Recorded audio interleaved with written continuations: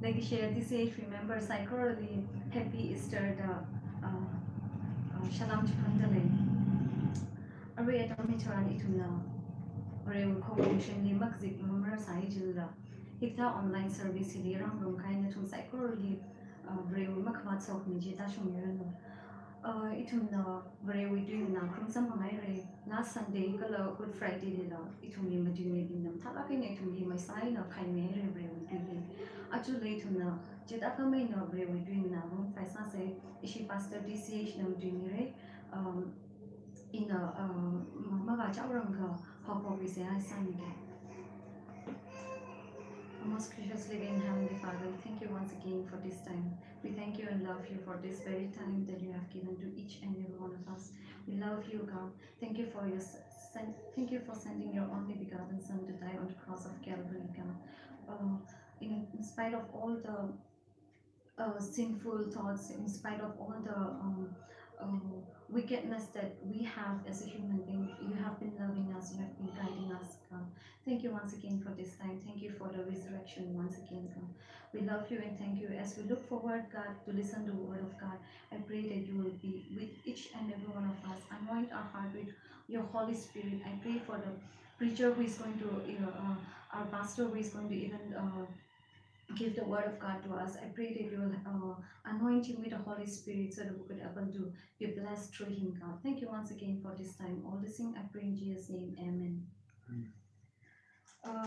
Dimena present some by my fight to Navatari Pamon say Matthew Kapigasang Muguda Disha Riza Akaina Habaka Disha Ding. Matthew chapter 28 verses 1 to 8. Aro sapat simiksho wi tili habdawi karetang singtan lam Magdalia wi Mary aina Mary akabagu jina jikurjli yang gidawai kala yang lu ashirak aina meinu panlak aina kanu uwa kala brohowi kazingrau akana kazingramwi aina Delukon Kazingramwi aina talaga mushanti kalang hailaga jiwi adumli bama awi zakmai ji rikan kangashay thai kala awi kashan jonji horjam kajar thai ji aina kamiyon bingji ngachina haida kathiri hawa kala kathi tha hawa kala kazingrau china shinau khani jili hanga mangachi alu kikala jila natuna krustumli shaftat gahaya jishuli kapana kachi inatai ahili malaili mana kachi kikala jila ana hangahai atishurda ava ringshok haira ji ali jibet gahai abamji bamhi rayonlu ji aina taklak aina wada awi sakmatu bingli ahanglu a katiwi aina ringshok haira kala ana natumli rida galilili waura natumna ali jili thaira ina natumli hangkangai ji paning hangahai ji paning umlu ji aina anina kangajila tha kamathan la tha the jikurbam wi aina katot sisi trihawa kala sakhamatu bingli masamva hawa hibre vijina araituna rawi pau pahi ishi disage pastor natinari namunse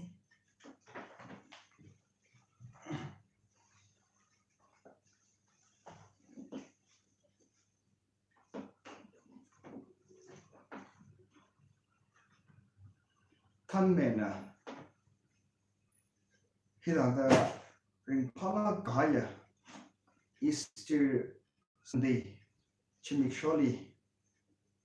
Rawi Bao Hashok Hawaii Adam Midale de Klejuang Ningishi Kajunka Midale Kala Hyderabad Libam the Leda Kleya yau now being psycho really kamahaya ring gapa istirji miksho masala kreno gichi hi natum psycho really hangji pundale ina ajondang idum churchly Catherine Gasale in a last message na sa horeda natum psycho really ari mga nila hangda kaine ka virus we lumishan kam yung mga ina achi make sure hinada rivrao ye pau wao malan khamai atam sampang ring sakta le de kle ju wang la ning shi ke chung kha mi de le ye arju chi make sure hila rivrao we twi hi itum na Matthew 28 in 28 we verse 1 and 3 like a dana then the copy haya hili paisin za like itum nganang rum ni shit kwai sa say hili ring khluya chimik showi maram hili mathala ke na copy mi hai de le ina hida da natum psycho really achi chimik show share sa ngai yewa good news from a far country good news from a far country gajiwi hili rin laga natum psycho really pau hi wong malan ngai de le gazing rau bing na gazing ram we ena ta laga jishui jikur apam jili ra ki da chakta le de kle kala wayang khwai khwa athum bing jili gazing rau na Jishu Krista apam hili malay lui mane. Ara natum ne sambang khawai Galilee tui haire gaji gaji nauna atum psycho really wow kamhana tui lake. Kala itum na Proverbs 25 hu 25 le khena tam ji thara le ka da hang le yaka ngalai ka ta voina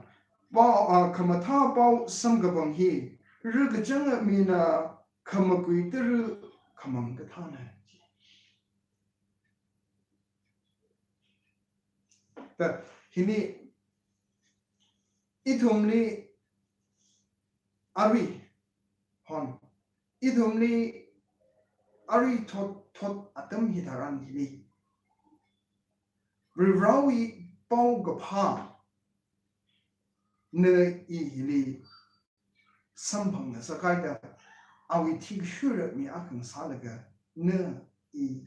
oktri de le ring de le ina na tumle ang ngai baba na ka da oktri de le do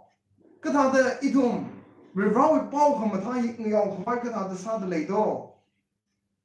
ka chi hi psycho really han na samai og thui hi nga chi nga cha la kaya thot chi li ok thui lak ta le abum gai ga le ba phong share ena rirawi pau kham thai la ma hang ga bai la le de le abum gai ga le sa la mi bing ni nga chi le ga mi bing na nga te da khui de hai ba shi ne nga te da phaning thu hai ba shi ne da thring la ga ma hang neng la pom da le de le ring da le de le ka chu khala le lak ta le ithum mirin kan khui khwai ithum mirin ka thiwe na yam shuk khwai da mashun hi painai sai la ga chat ta le de le mi ka chu khala le lak ta le Jena, Chigatha mi bing jili. Aji chimik show hila itumna yang rishitse. Rivrana na ihili. Kata vuena nali horatale. Nali pong ka pa ha shok kawai yabang. Nali pong ka pa ngayong kawai yabang. Pong ka pa ji hang ji te kawai yabang. Nali Rivrana hodale. Ravi Chakrayas naga thangla jaga hi da hangi Jishu Kristana cross ni thi mi mangali Muslim now sai ko ho mi akaili hi da ana hangai Jishu Kristana ka thi hi Muslim now bina hi thi hai là cái ring shop rồi cái gì hi mà shit sang mà này chế na anh hili hi thada hang da anh cốt sa là cái hang này it was 500 years before Adam ji tharan jile Abraham na Isaac li rivrali phu ya khwai kap hum jili walu te ka hang Adam ran Abraham na ka hang na la ke na ki ka chi hui ka thri ma le lak na jili wai kala jili walu phu ya ura da ana au i rai khai khanga la ga shadu re ji dam than li rivrana hang thari flu now hili masa ta pai mane ina phu ya kawai ine nali mire da Abraham ni ribrana mi ka jingkum ting kni wi mamang alung hili ka thale ja ka jingkum ting kni wi mamang alung jile ba Jishu Christ li Calvary li shaushan no gi ge shau ta dau gi ge dam ji than jile ribrana la mama mi ribrana la makham mi mani chui vang le ja ka Rida 5,000 with Mamangli ring sagi giji itumui now mera bing now malavu bing shouted laga pupya laga rali lay sagi giji ne Kajishu Christa with manga ena awi tikamir manga ena itum arriva itum with now ra itum with ariaza ya ki giji adam maning le mani kana hili hang da le ba wa jiwi mang ji le ok thui sa se ja na I hi ga da le sa ra le ja ka no I positionally ni la ga no I punctually no I ngalai khlei ya no I quality khlei ji ni paisa la ga le sa ki giji ne ok thui sa ki giji ne Adam ji tharan jili na I hitari ena malela rot marat la kena opthi la kapam sa ki jini ka Jishu Christana higat ha ning chuk ning tha no we position no we punctual no we ngalay no we quality later le psycho reji khui chui mi haida na I we bang ana khang chui mi hai jo bang na I hi chungri ena opthi sang ko bang ning ta phuk pe na khring Samhung shot nega ji hi hangi. Ji, Jishu Christian cross me tik me function. Aji ji make sure Jishu Christian timi laga. Katiwi ena ring lui haire. Katiwi ena itumli. Ngatang kui mi haire. Itumwi kaji han. Ka lay haire gajiwi significant. Signifies kasa. Atam lake. Jena ari atam bung taran nili. Itumna. Point mati ena yang rum khwai sa se khareli ka rang le jaga khareli sak ngatu bingji jishuli shautat ka ha dam ni dan jile atum ngachi rang rang ena opthi sa ye himli ka shu tit thai na ga mushola ning ta ko da da ngachi rang rang ena itum ni ka tharan atum na dekrasani glayang itum ni ka tharan atum na 사타 타오닝 양 되지 아마야 마마 바꾸이다 클레야 담지 타란지리 지수 크리스티나 메리에나 메리 맥딜레나 메리 아카바 지리 지코르리 가하니 나툼나 파그라 지수 크리스티히 말레이르이 마네 아범 히위에나 아바 ring shokairi the verse 6 ena 7 ini mathakena hang behind the lake. Atum na chirang rang na khwadam janjili virana na iliki da sa gule jaga comfort sawi chan bau khamathai na li hang kham la ke mung chilo ang no we ugrung li chipala ke na leida khle hi na hi malung tung la ke na ning ta khu ke na ring phala ke na pomdu Nana octui the later lay in an octui the later lay confidence lay lucky ring no kachi he rivrana hang high the lay. Kiwana confidence in a lay logic like rivra between it hida the promise sag high lay the lay. Matthew 6 we 25 to 33 like about them jitanile in a no we yeah. The ngatargar ga sa hi in na thumni ngaran ni la kre ga ji hi ana hang hai de le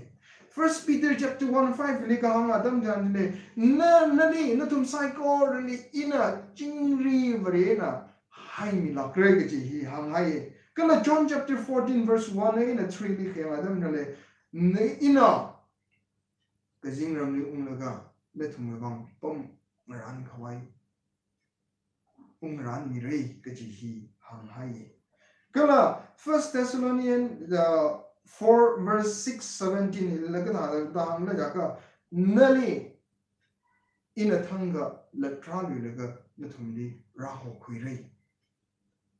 kala now make up the Matthew 28 verse 20 laga ha la jaka nawi ka zat ka gara bam ga ji da nawi ka ba bam ga ji da vuli ina na thumli na so mi rei mang chi hai lak lo da rana itum li doing shit how the na I hi katring malai li bai ne khang chi malai li bai ne kyu wang ne gle ja ko confidence li nak ina na I hi ok chi ko gi chi ne ring gi chi ne je na rana comfort sa khmi atam pum akha Virana, Nichila Gena, Chuhita Gena Clay, a dumping taranili, itum psycho really comfort some milak the lay. Anna itum ning John milak the lay. Kazat Kachi Wuli, no willy, some bong the lay the laya, Yam chop Kongajala by, Ukaknang la by, Sigful la by. No, Rivali Park, whom at them danile. Rivali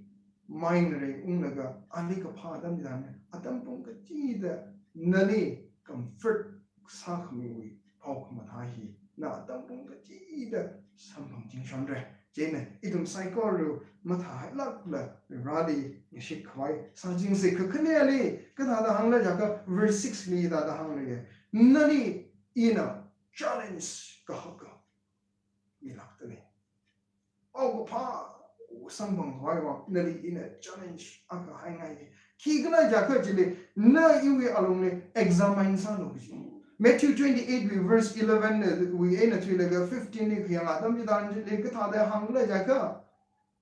Jishu Christ ring sho khai re da atum chili pom da le de le shipai bin unga hanga dam ji tharan jile akhwa bin unga dam ji dan jile itum hi miling ya ho se je itum mai shinaw re jena muthum hwai saus yang governor le ba ga itum na atum na pau ga sha ga na thum ni masa that khawai itum na la mi re jena paisa mi la ga atum ni kapik na sa khawai le thot adam mi daran hili sinalobali ka chang sa la ga nawi iwi dignity shman na sa khai ka chung khalai na sa tale na iwi na so na wi wang ning mi laga khami shong fu chi li ring thui ga hai ka chung khalai lak tale itum hi ka tha hi challenge lak na I thaisin kui ka zat laga ring khwai thaisin kui ka zat laga ok thui khwai wi challenge adam lak nana machine je we along jili ok thui de laga nana machine je we along le wang malan laga ring de laga china no we wang ka phane chi ka tha ka sa adam ji than jili nana lat lui de khlui za laga phap ta shin kui ka zat laga nana decision ko kui adam ji than jili no we come tha you come tha ji mi ping li nana wang malan gi nana ji the gi ne jena Chimang mani examine mang sa laga kring mani la ka na ini challenge le bai ba ki la jaga experience wi atuni la le na na sa ga hai na na ring ga hai Jishu Christian na itumni awi wang ti shur laga ring laga le da khle adam ji tharan ji le na we experience some ka phang ye ka tai hong roke ka to ngai ngai cha ma chi lak mani Rirana nani ngatay hangin na mahokwire. Rirana ini ngatay hangin na hokwire ga chiwi experience some kapangina itu mirin shongza ring de lay dekle opti de lay dekle hili challenge kahaka kan sa kan sa. Jishu Christian lagi tu memang ring ni gahai. Jishu Christ ni itu memang more we na kanghui mi kahai na i we bang bo challenge la kahai akala nui mang larin si la ka le de khala along jile Jesus Christ na no we bang thi mi da more ju na kanghui ji tha kha no we mirin ni Jesus Christ we bang na ina awi anda salo walu gji hanga di shuda na i hi mring ngai mla mok thing ngai mla masat ngai mla na i hi ka tha mirin shong zai la challenge akhang sala ka ring hwai sa nak se ji tha da le ka na i hi la ka pha yaw na akhang sare gji hi i ba shan kui jaw nak le ka tu mani ki hang le ya ka个金肉去呢，是那个你这里，乌罗的，啊 ，go quickly and tell to the disciple， 啊，他讲的那个，啥个图片这里啊好咯，那从赛高了，干的你这里完了个，伊那这里什么来着？那这里他讲的那完了的，好咯这些 ，Rirana command 的赛。itu mirin chong za ile na ile la kaman sa da le kyo wang ne nagle jaga oh ji ile be rawi pao khama tha ma thai la khle chung ka le da la na ni la kaman sa la ga walo rawi pao khama tha ji ba ha lo mi ka chung ka sifu la ga mi ka chung ka chot la ga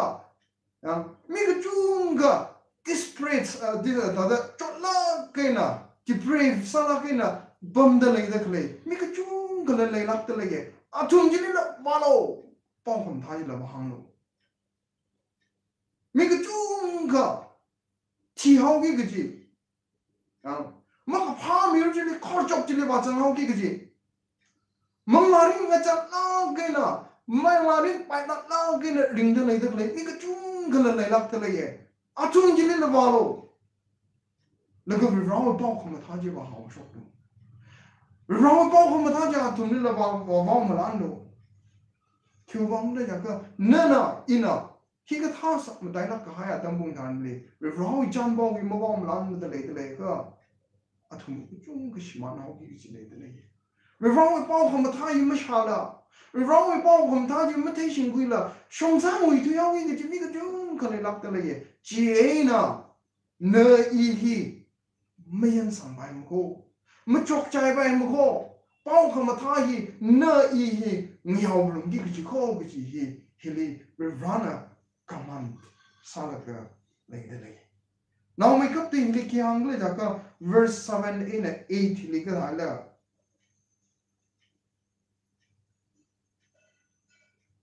เรวานะนัทุมजिले मवा चंगरंग लगा रिरान रेमी कार्डा माथुई खाई रिवाउ पाउ खमा था हा शॉक द ले दगले आलुंग जिले कॉन्फिडेंस ले लागे ना ऑक्टेरिंग हवाई सालो खंग जिला मंग जिला लो कथरिंग लम थरिंग ला लो किव वांगे नगले जागा अतम पुंग जिदा आन न इली रिशोन लगा नली यंग मी द ले he go it before you.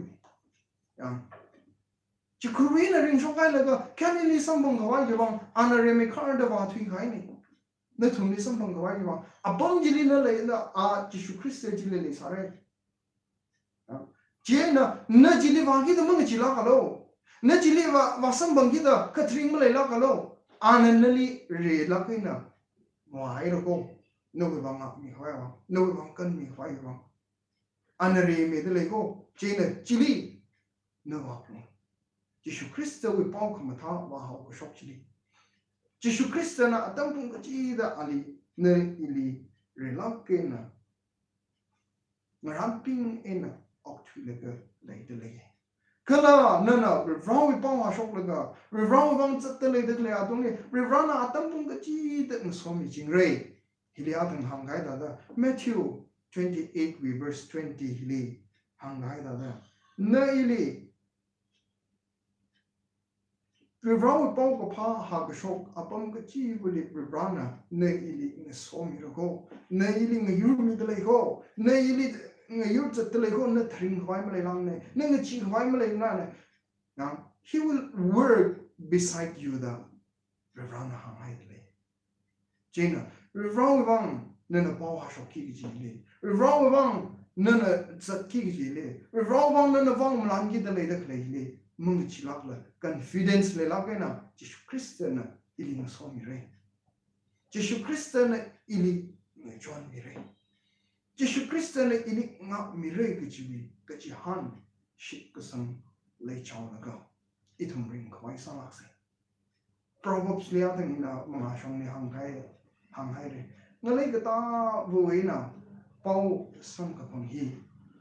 richang la ka ha atam de tir kham kui no we bao we wrong we bao kham thaji no we ina mi bing ni wong lan khwai jo wang mi bing we na comfort sa khwai jo wang mi bing we u khnang da si fu da le da le adam ji than ji le athum ni sui phne khwai jo wang kala na ini confidence tap sang mi khwai jo wang tar gar sala kaina le lak da le jena idom Jesu Christ na ring shok ka hai chi mi shwa dam bung dam le mi ki pa ka people la ka ma pum la khai se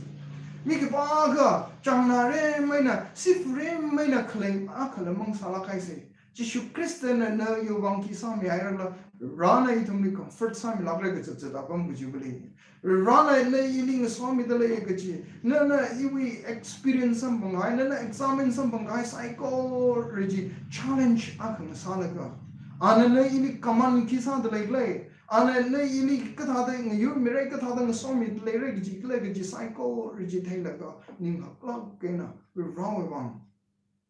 itu na bawang malam jin kawai akan salak se. Mi kecung ka ramat thay kuila opportunity tui kai, shaman tui kai, mi kecung ka lena lak tele.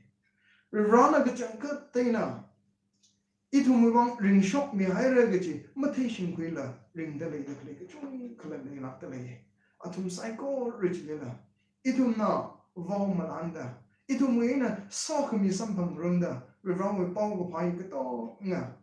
rai cha da sambang da itu ring ser khwai sa ser se gaji hi yaw na wing psycho really hang khai ni so khami ya is ter aka masala kreno gaji hi Tum psycho really hang like a okay. Amen. Are tum psycho na Dankul Church Hyderabad we ida the service marathon salala ring phala kena kutomai ro ena tithe ena offering ena kala thanksgiving ena mi de le de le kachung le lak de le ajon dan Sunday ni mi khai le de le aju Sunday le la mi khai is we accountant na issue group la jithai mi serai le atum psycho rejuwang ithum na seha ka sale la phaningum mi khwai sa se ka sa khwa vra naro ithum psycho rele rana na oguthi li ring shop ka ji chimik show hi psycho rele sampang sa khai ju bang la nalining ka shi ka chung khap mi lak ta la ye Achu raitum no we katera ka jonjini kok yang ga masala mapamir sai jilala he got ha generally lidum psycho really ngrum satale dak le jowang la ning shi hai da ko ra yaw no bing psycho really chingri brain na ngak milaklo no we tik shura mi aga na sada no we wang kring mi aga na sada idum psycho really no we pau khama tha ye mi ka chi vole wang malan shap khwai jowang Nana pang shop sang mi laklo. Itong ki pali ka chok chai ga hai mirin chong chai lamang sa mi lak karano. No we na ka pa te kui ka haya. No we na ka pa shan kui ka hai psychology. Mi bini we rawang malanda. So ka mi sampang kang ruma mi abu vung na sang sak mi laklo ga ji hi. na mi le yang kala ka sia sa da le ye yang no wing sai ko rile a chira chung dei dum sai ko rile chingri vre na hai mi da ki pali ka kala ga shiap ka khnom sam balak la hai mi da le da le jo bang na ning shi hai ro ko ka khanam ga za le da le ya dum sai ko ri jile la run with ming sing the pod le da le adam ji han jile na khrai khawan ko jile sam bang sa ka lo uklung ni running chingri e na ma pam la ta pu be na ma pam la le da le adam ga atum sai ko ri jile la no wi mang la ka thre ji na run tum sai or like comfort sami laklo ga ji na mi ni ka la ga sa sa da le ye